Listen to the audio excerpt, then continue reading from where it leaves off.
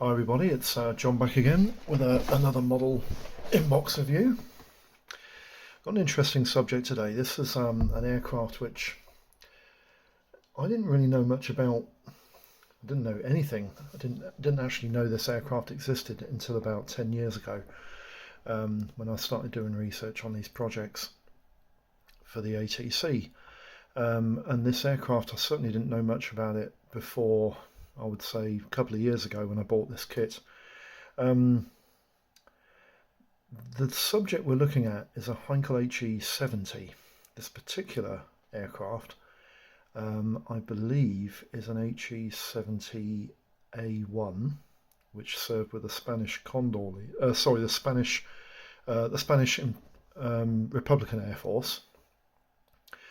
But the kit I'm actually doing a model of is the He-70F2, which was the aircraft that served the German Luftwaffe through, well, not throughout World War II, but certainly up until about 1943 in the Eastern Front, when they were phased out in favour of more capable and easier to operate reconnaissance bombers like the the FW-189 Focke-Wulf, and some variants of the Ju-88 and some variants of the He-111. There is just an interesting thing that I wanted to point out before we go into the inbox review. The He-70 had a very, very illustrious but very short career, initially as a civil transport mail plane for Lufthansa, where it set an awful lot of records in the first 12 months that it went into service with the Luftwaffe, namely for speed and time over distance trials. Where the aircraft was built for speed, it was actually built to better the speed and performance capabilities of the Beech model. I think it was the Model 18 and the Lockheed Vega that were in service in the US Air Forces, and a lot of European civil companies were buying those American aircraft, and the Germans wanted to get a little bit of this market, but the aircraft was obviously very quickly taken over by new designs that came out in about 1935, and so it was relinquished from civil duties. And the German Luftwaffe started to look at this particular aircraft and thought that it seemed to have a lot of military capabilities, and they put it into service initially in the C1 variant and C3 variants as a reconnaissance bomber, and then it got its splash in combat in the Spanish Civil War, serving the Spanish Air Force against the rebels, if you like, that wanted to overthrow the government. And then it became a regular mainstay in the Luftwaffe as a hack, general liaison and reconnaissance bomber, and very light bomber, because it could actually accommodate some small bomb load, quite a small bomb load, but it was available. An unusual design in that the aircraft had a BMW Mark 6 engine that wasn't inverted. As you can see there, it almost looks like it could be, but it actually isn't. That's actually the height of the cylinder heads here, as you can see them. And the aircraft had such a clean design and elliptical shaped wings, which was an influence for a lot of aircraft companies around the world, not wanting to name Supermarine in particular, but this aircraft was designed an awful lot earlier than the Supermarine Spitfire, which had similar shaped wings, not exactly the same shaped wings, but the construction of the wing on the Spitfire was totally different to the wing on the He-70. But its performance that the wing gave the performance for the aircraft was so good that obviously Supermarine looked at the elliptical wing concept and decided that it was what they needed. And the performance of this aircraft was so good that it actually lent a lot of its design concept into the He-111. And you can see the lines of the He-70 in the He-111. In actual fact, a lot of people think that the He-111 should have been called the Double Blitz, because it was basically a twin-engined He-70. And I can see a lot of the lines in the He-111 in the He-70. You can certainly see that. So that's the He-70. The kit we're doing an inbox review on today is the Revell release. But which Revell release? Well, we'll start off. It's a 72nd scale serial number 03962 release. and I'll explain a couple of things about the Revell release in a minute, because a good friend of mine in Birmingham actually did an inbox review on this particular kit, an unboxing review on it, and he thought that it was a reboxed Matchbox kit, and when he opened the packaging it became very apparent to him that it wasn't a reboxed Matchbox kit, and in many ways I'm glad it isn't, because the particular kit that this kit is reboxed from is a far superior model than the Matchbox making. The story starts for Revell with the HE70, obviously with the Matchbox kit in 1988, when Matchbox released this model as a 3-colour kit in their orange range. Can't remember what the PK number on this kit was. Probably somebody will put it in there for me in the comments. Can't remember what it is offhand at the moment, but the original release was reboxed by Revell. Matchbox originally released this kit in 1988, and it was reboxed by Revell in this guise. So if you're after the reboxed Matchbox kit from the Revell guys, this is the model kit you need to get. It's the HE70 G1 Blitz stroke F2 and 170A, and it has alternative parts inside the kit to build the 170 radial engine powered aircraft, which was actually powered, I think, by a Gnome Rhone radial engine, a French engine. But this is the basic reboxed Matchbox kit, and the kit that we're actually doing an inbox review on is Revell's reboxing of this kit, the ICM model. This particular model was originally released in 2008. I'm not going to go too much on the Matchbox model at all, because we're not actually doing an inbox review on the Matchbox kit. We're doing an inbox review on the ICM kit, and you'll see why I'm saying it's far superior to the Matchbox kit when we open the box and have a look at the parts, and you'll see in there. But the original release kit was of the ICM HE70 F2, and this particular model actually portrays quite a vibrant design in blue and white stripes across the wing, and the aircraft was quite vibrantly coloured, and served with the Spanish Air Force, as you can see quite easily there. You can see that it's 2008 release of the HE70 F2, and then in 2008 they also released the German marked version of the F2. This is a German reconnaissance bomber, and this is the aircraft that Revell have actually reboxed. It's virtually reboxed with slightly different decals of this particular boxing from ICM, and this was released the same year in 2008. And then in 2009 ICM released an unusual kit, because you can see that the forward profile of this aircraft is very different from the BMW Model 6 engine that was powered the F2 variant, and the G1 variant was actually powered by a Rolls-Royce Kestrel engine. It wasn't a German engine at all. And this aircraft entered service with the civil airline Lufthansa, and it went into service initially as a mail plane, but it could also carry 4 passengers. In relative comfort, very high speed, the aircraft could attain nearly 230 miles an hour, and in 1934 that was fast, that was really fast. So in 2009 ICM released their last variant of this particular kit, the G1 variant of the HE70, and then in 2015 we have the kit that I'm reviewing here. 2015 saw the release of Revell's Heinkel He 70F2, and this is virtually a direct reboxing of the original F2 variant that was released in 2008 from ICM, but it has got different decals. I do have to stress that.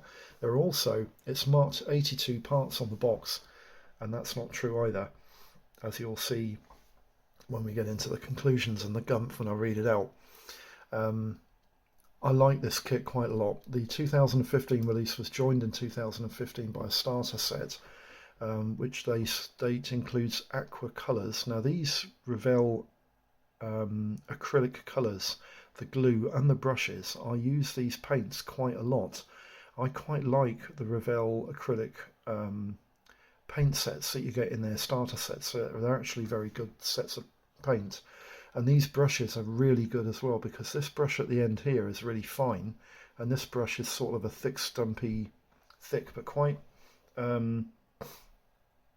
it's quite a soft bristled brush, and you do get quite good, decent results from it. And this glue is fantastic. I have no issues using this glue whatsoever, this liquid glue. It's really, really good. So that's the 2015 release from Revell. And then we go into 2016 and ICM re-released the original kit of the HE-70F2 again as a Spanish Air Force reconnaissance plane with that really vibrant blue and white striped colourings. And you can see the difference in the profile of the BMW Model 6 engine, which was a 12-cylinder liquid-cooled V engine, but actually it was cooled by glycol. It wasn't cooled by water, which enabled the radiator to be smaller and give it and offer a smaller profile, and it actually aided the aircraft to become a faster plane. Anyway, that's 2016, that's the boxing history. We'll leave you with a nice image now of an HE-70F2 in Luftwaffe service. I think this aircraft is actually in Europe in around about 1940. They didn't use them for an awful lot of combat during the Battle of Britain, but they were used in the Battle of France for reconnaissance and light bombing of what you called opportunist targets, and reconnaissance roles during the Phoney War. And the aircraft was utilised quite a lot, and you can see that the doors on the aircraft are very unusual. The cockpit canopy is very cramped and enclosed. And the service doors, they're actually side entry doors, and people got into the aircraft from the side of the fuselage. And you had doors here and here as well. These windowed doors where they opened up for the passengers to enter and excite the aircraft, when the aircraft was in civil use. So that's just quite interesting. I thought I'd put that. And also this aerial arrangement here is actually a feature of the Revell kit, which I thought was quite nice. So what we'll do, we'll just pan the camera down very quickly. I'll try and not to make too much noise, because I know some of you guys don't like the noise the sound makes, but there you go. Here's the model in question, the Revell reboxing of ICM's Heinkel He 70F2. And you can see it's a nice looking packaged model, isn't it? I like Revell's packaging nowadays. It's really nice, and really nice image of the F2 version of the HE70 there on the front. You can see that it's marked 1/72nd scale, skill level 4. I was a bit surprised by the level of the skill rating on the box, because I thought skill level 4, it's a monoplane, how hard can it be? But when you look into the instructions and have a good look at the parts and everything, you'll see why it's a skill level 4 kit. You can see on the back there's an image of the sprues and pictures of the kit made up. It's quite nice, and there's some a flow chart there of the colours required that they suggest you paint the kit up in, which is quite nice.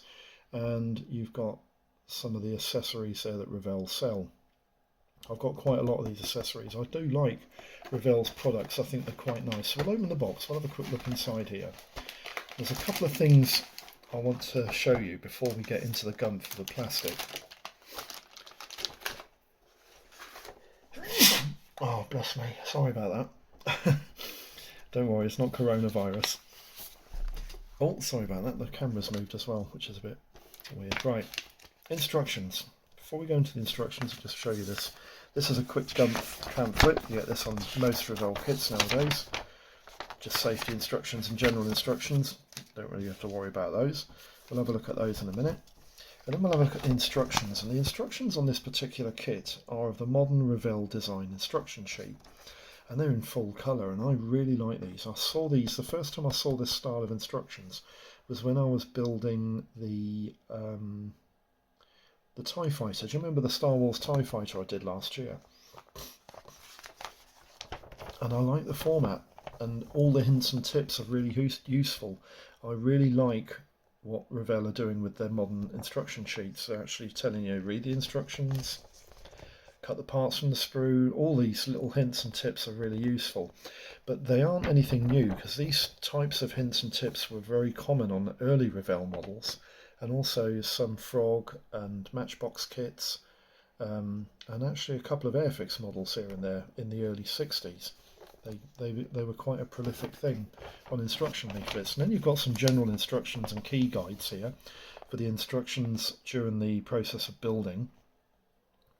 And they're quite nice as well. You can see, it's clearly marked in lots of different languages, which is great, and what the key means.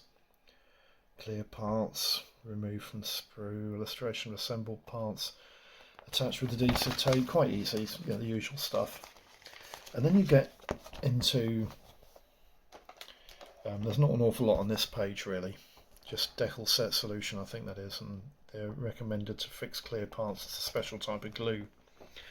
And then you've got the colour callouts, and the colour callouts are actually in Revell colours, which is obvious.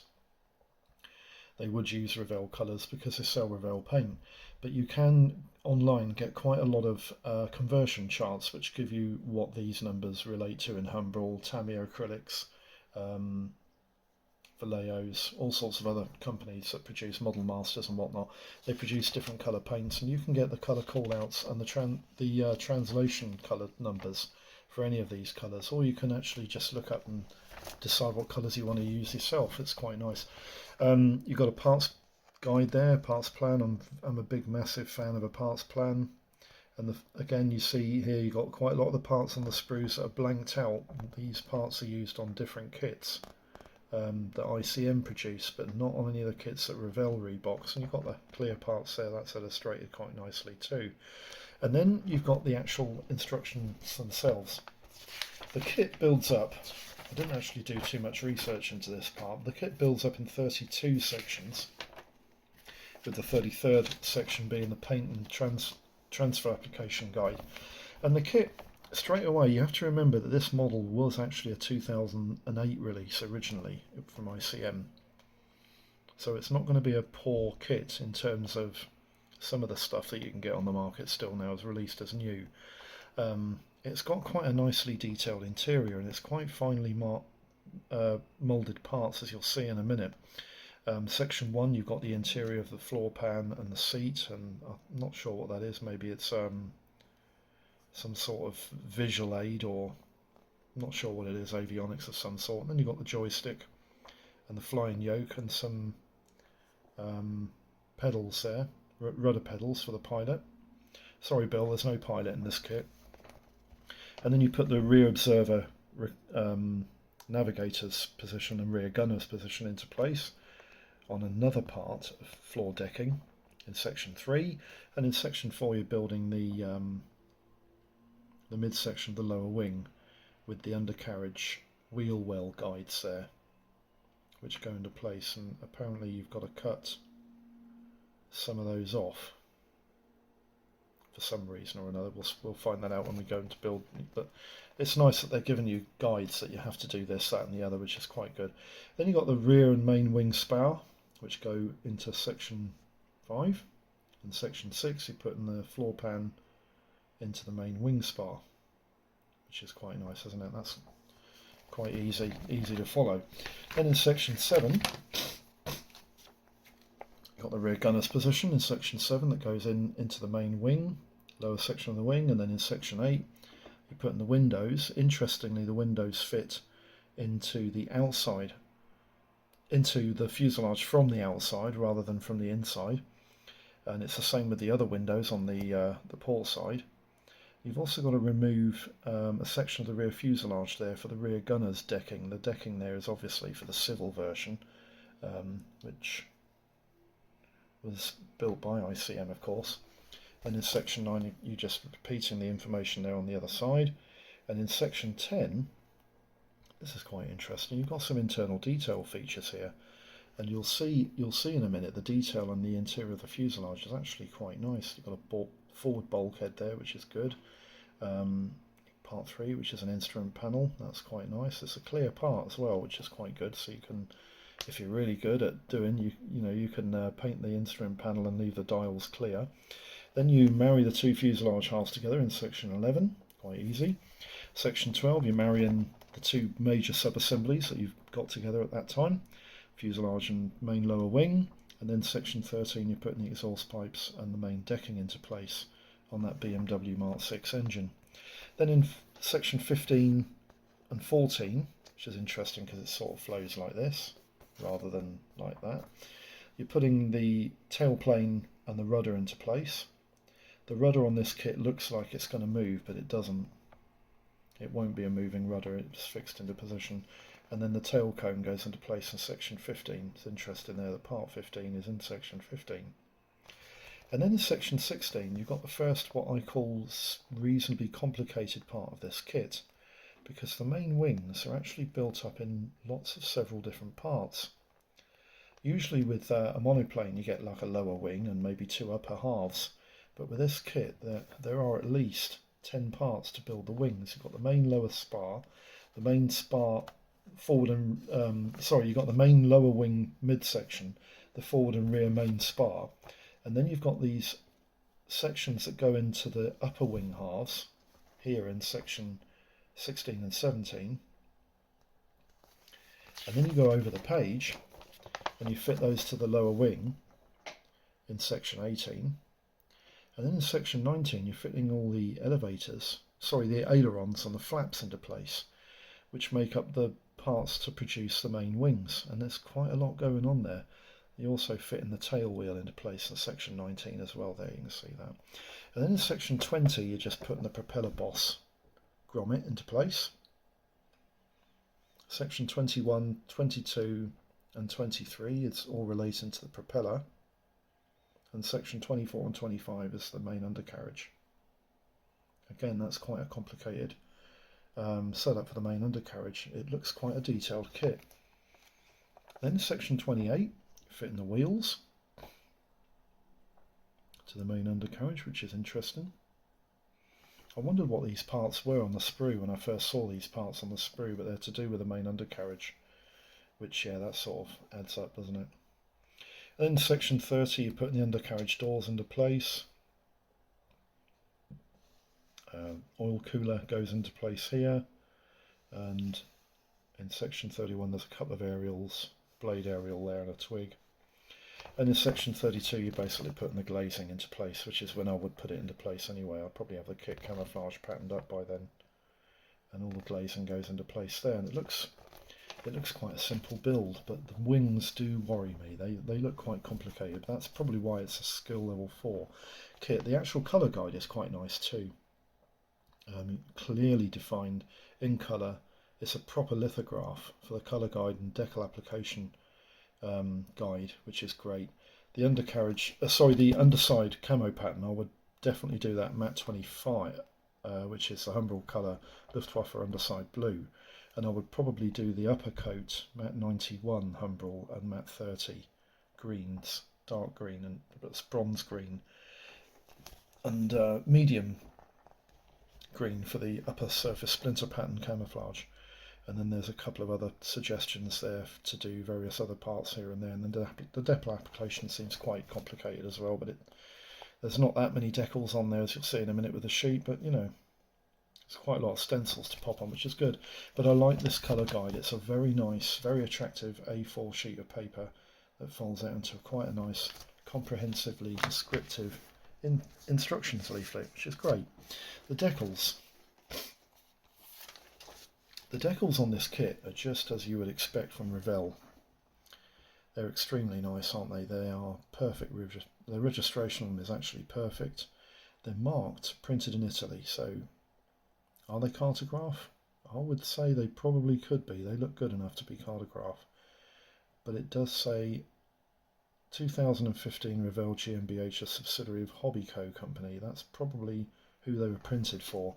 I think these markings were printed by a company is easily as good as cartograph, and they are a little bit raised actually. They're not bad, but the backing film is absolutely crystal clear, isn't it?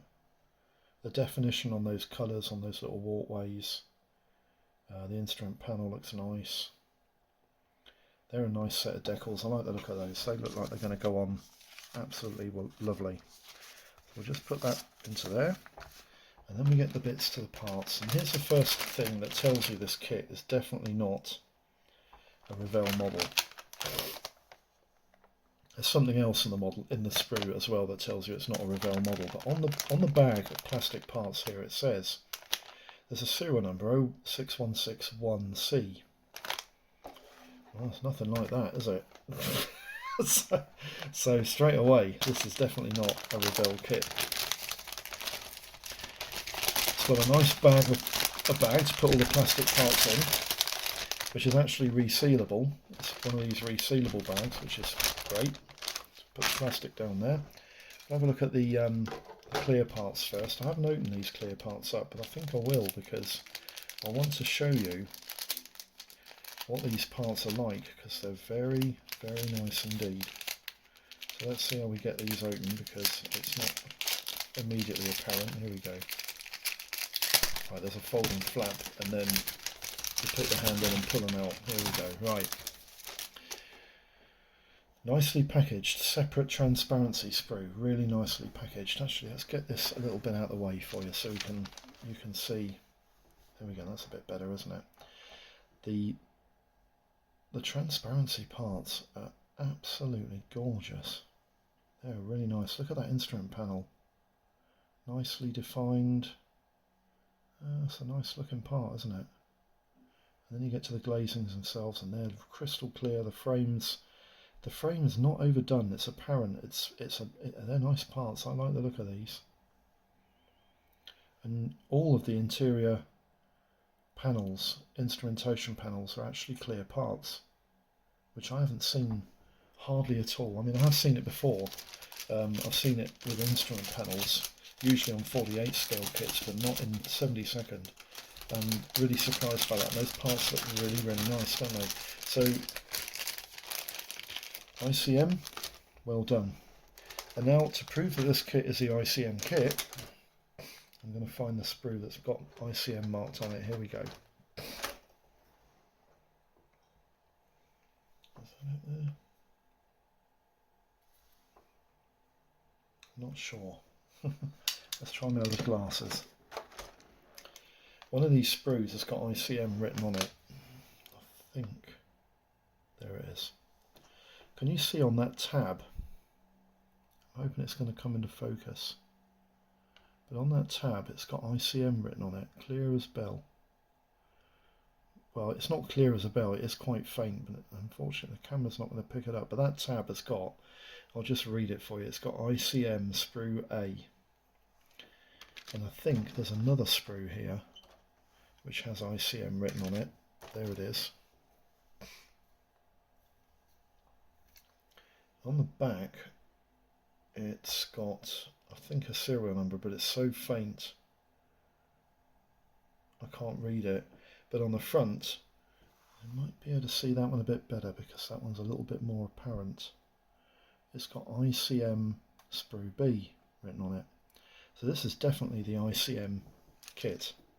So what we'll do is we'll just have a quick look at the parts, because the parts are actually, they're not as good as some of the pro builders are making them out to be, but other pro builders are making them out to be exactly as they are.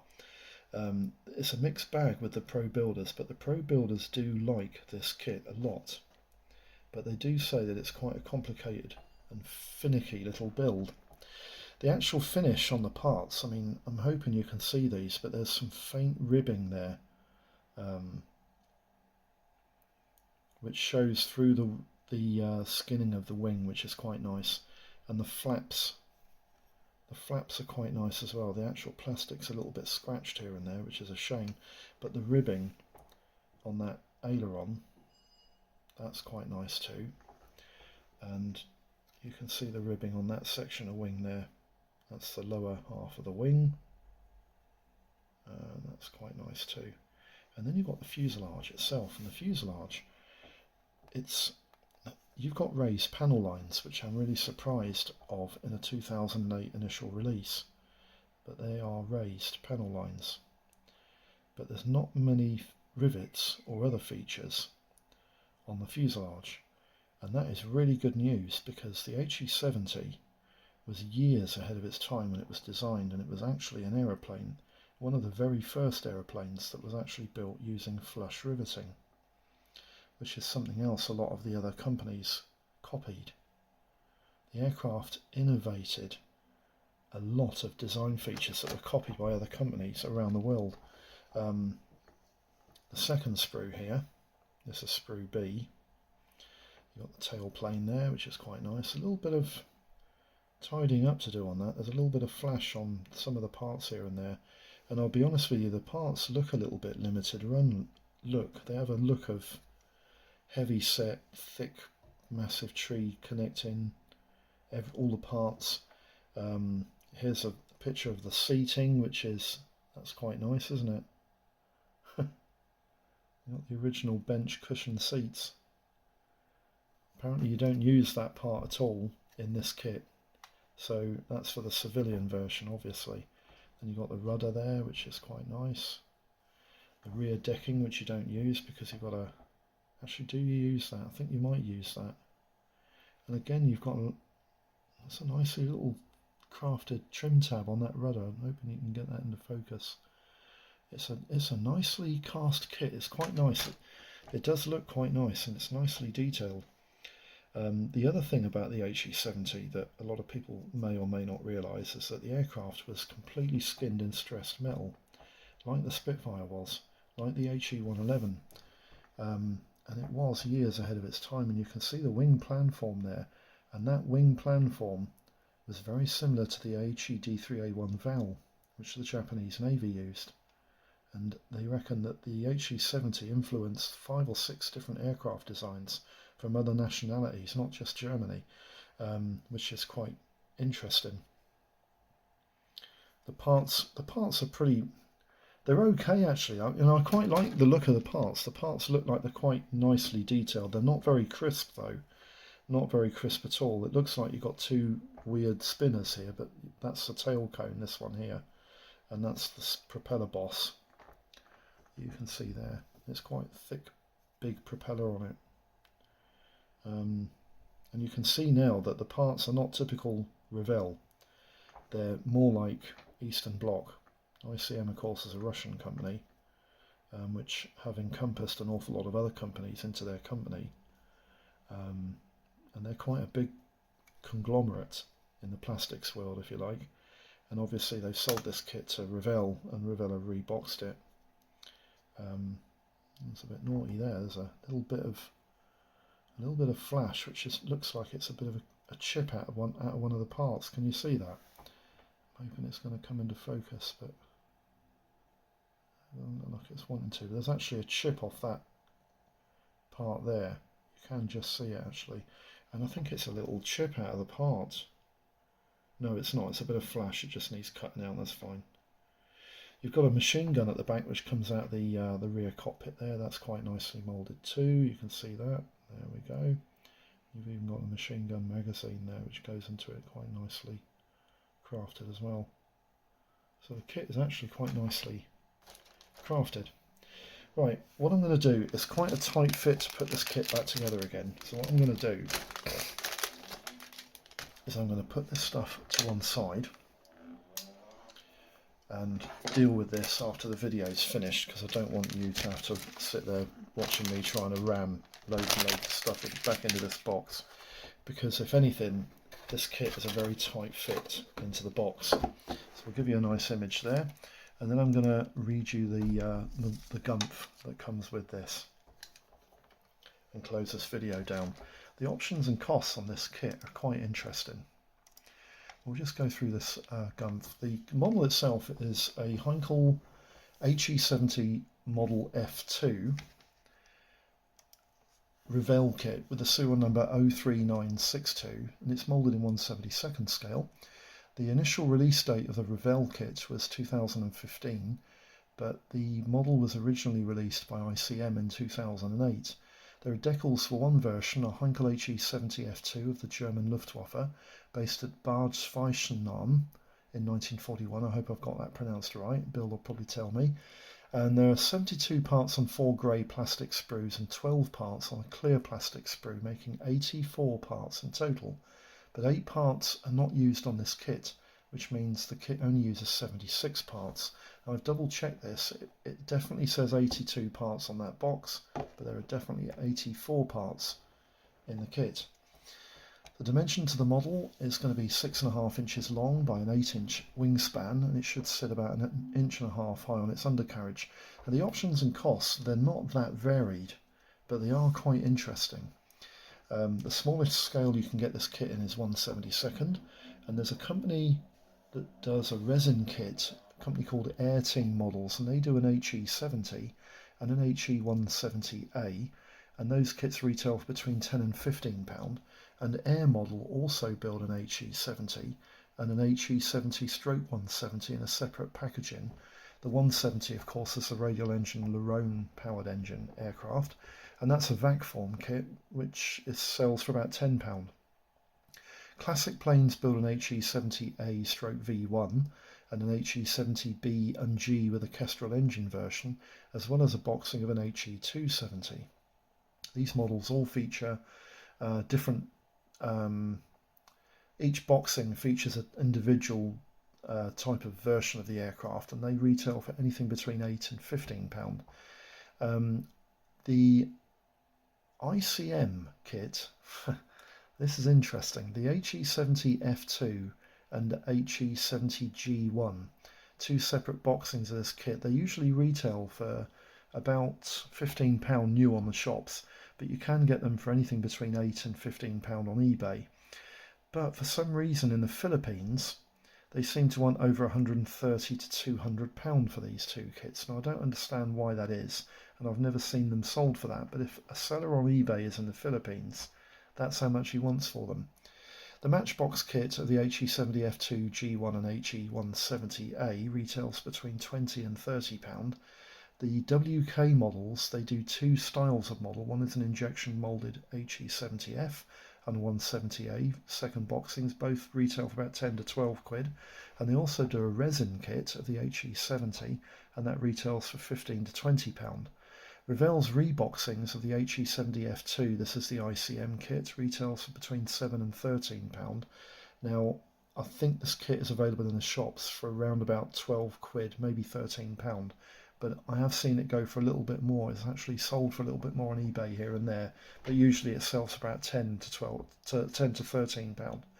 And also the Revell reboxing of the Matchbox kit, the HE70F2 G1 and 170A, that retails for anything between £8 and £32. There are 148 scale offerings from Admiral. They build an HE170A and an HE170K Hungarian Air Force kits, and these aircraft retail for between £25 and £35. And AZ models, they build a reasonable kit of the HE70 Blitz and an HE170 Ungarn. These retail for £30 to £43.